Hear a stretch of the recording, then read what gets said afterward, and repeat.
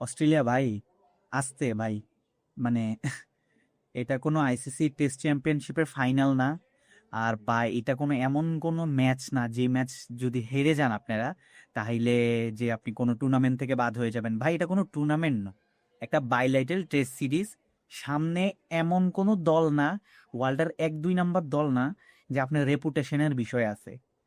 ভাই এটা কি স্কোয়াড, ভাই এটা কি স্কোয়াড ভাই, মানে ও মাই গড, মানে ক্যান ইউ বিলিভ যে যেই টেস্ট স্কোয়াডটা মানে বাংলাদেশের এগেনিস্টে দিছে, মানে ওডিআই সিরিজ হারার পরে অস্ট্রেলিয়ান আর সো মাচ তারা ফ্রাস্ট্রেটেড, এবং তারা টি-20-তে যেভাবে খেলছে, প্লাস তাদের তাদের গ্রাউন্ডে নিয়ে যে টেস্ট সিরিজের যে স্কোয়াড ঘোষণা করছে, এটা তো ভাই টেস্ট স্কোয়াড না, এটা লাগতেছে কোনো আইসিসি টেস্ট চ্যাম্পিয়নশিপের ফাইনালের স্কোয়াড ঘোষণা করছে।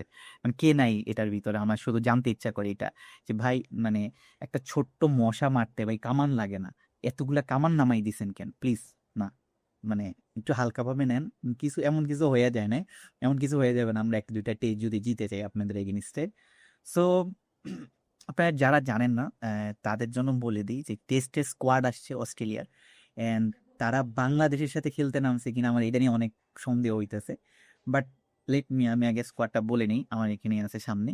অ্যান্ড যে টেস্ট স্কোয়াড, সেখানে ক্যাপ্টেন হিসেবে great Pat Cummins captain, Scott Boland, Alex Carey, Cameron Green, Josh Hazlewood, Travis Head, তারপরে Josh Inglis, Labuschagne, Nathan Lyon, Steven Smith, ভাই গড স্টিভেন স্মিথ, ভাই গড মিচেল স্টার, কে নামায় ভাই বাংলাদেশের এই ব্যাটাররা ভাই।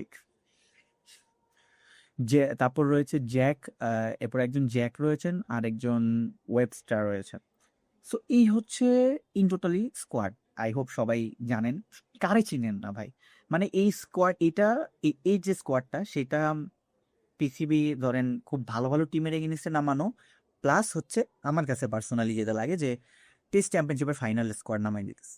তাদের কোনো মিসকনসেপশন থাকলে তাদেরকে একটু ক্লিয়ার করেন। বাংলাদেশ টেস্টের র্যাঙ্কিং আমাদের কি থাকে আমরা জানি, আর আমাদের ব্যাটারদের ক্যাপাবিলিটি সম্পর্কেও সবাই জানেন। ভাই জিম্বাবুর সাথে কোথায় কোথায়তেছে, সো তারা খেলতে নামবে অস্ট্রেলিয়া এগেনিস্টে, আর তারা কি খেলবে আমরা সবাই জানি। আর বিদেশের কন্ডিশন ভাই মিটপুর না, যে কোনো রকম সন্দেহ। এর আগেবার টেস্ট একটা দুইটা, আমরা একটা টেস্ট জিতছিলাম, 2টা টেস্ট খেলছিলাম, তাও এটা মিরপুরের পিচ ছিল দেখা। বাট ভাই এটা অস্ট্রেলিয়ার পিচ ভাই, আপনাদের ঘরের মাটি, এই ঘরের মাটিতে আপনারা যে কোনো দল নিয়ে উষ্টা মারেন, আমাদেরকেও মারবেন। তো এই স্কোয়াড দিয়ে কেন মারা লাগবে, মিচেল স্টারকে কেন বল করা লাগবে, ওই পেট কামিংস কে, ওই ছেড়ে দেন, ছেড়ে দেন, আমগুলো ছেড়ে দেন, আমাদেরকে প্লিজ ছেড়ে দেন, আমরা যাই। আমরা কোনো মতে একটা কম্পিটিশন দিতে পারলে খুশি, জিতা তো ভাই দূরের স্বপ্ন, কম্পিটিশনটাই দেই, এই সুযোগটা দেন ভাই।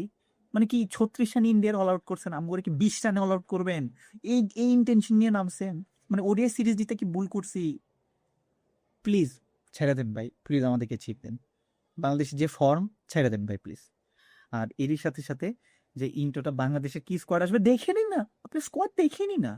বাংলাদেশের স্কোয়াডের রিভিউ আমি করবো না ভাই, আমার নিজের দেশের স্কোয়াডে আমি রিভিউ করবো, লাভ কি এগুলো, এগুলো রিভিউ করে এগুলো তো কিছু করতে পারবে না, এগুলো এগুলা এগুলো আমাদের ইয়ে কোনো,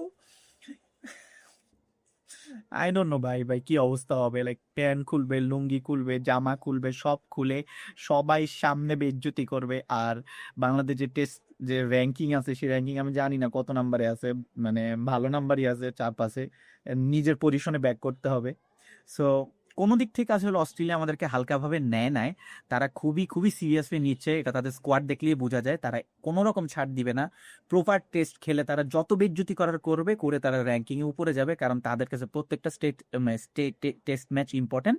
কারণ তাদের তাদের ভাই চিন্তা ভাবনা তো পাইছি, ছোট বাচ্চারা পেয়ে গেছি, ওই যে একটা ইয়ে আছে না, যে কম ইয়া মানুষে পেয়ে গেছে, এক দুর্বল মানুষে পেয়ে গেছে, ইচ্ছা মতো রান টান করে নিয়ে রেকর্ড টেকর্ড বানায় ফেলি, সেরকম একটা অবস্থা। তারা রেকর্ডের বন্যা বইবে অস্ট্রেলিয়ার জন্য, আমার কাছে যেটা লাগে। প্লাস বাংলাদেশের ইতিহাসের শ্রেষ্ঠ বেজ্জতির জন্য প্রস্তুত হয়ে যান। দেখা হচ্ছে বাংলাদেশের বেজ্জতি পরে।